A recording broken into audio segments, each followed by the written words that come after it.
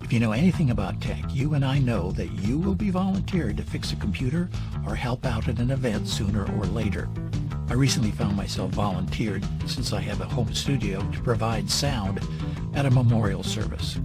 If you find yourself in the same situation and own an electric guitar like me, you might be in luck. So stick around for a few minutes to see how I became the sound hero of the day for less than $60. And while you're here, please subscribe. It'll be a great help to me. We both know that there are two kinds of guitar musicians in the world: those who can play an electric guitar and those who want to, but never had the time to make it happen. Both of them probably own an amplifier. I'm in the second group, and I do own several underused guitars and a Fender amp. The amp is a Fender Rumble 25 V3 bass amplifier, which runs about $139, but you can find it on sale for about $120. So here's how to turn your Fender amp into a public address system. The event was being held outdoors under a large tent with more than 100 people planning to be in attendance.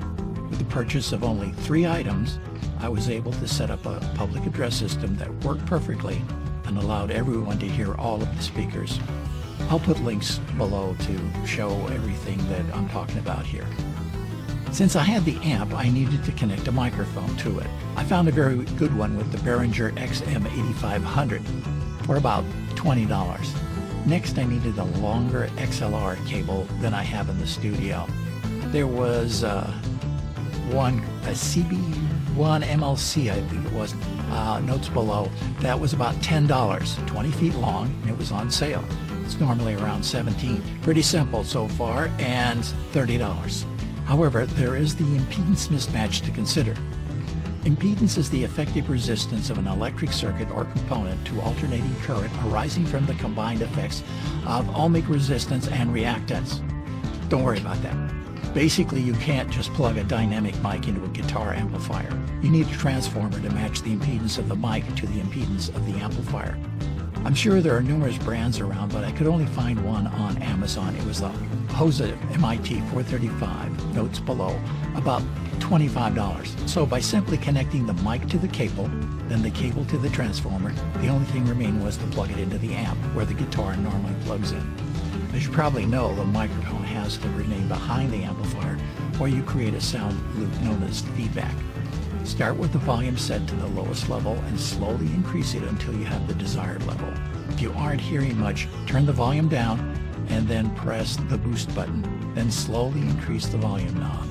The only other thing you will need is the ubiquitous 30 to 50 foot orange power cable found in most garages to run power out to your amplifier. They had one already laid out for me.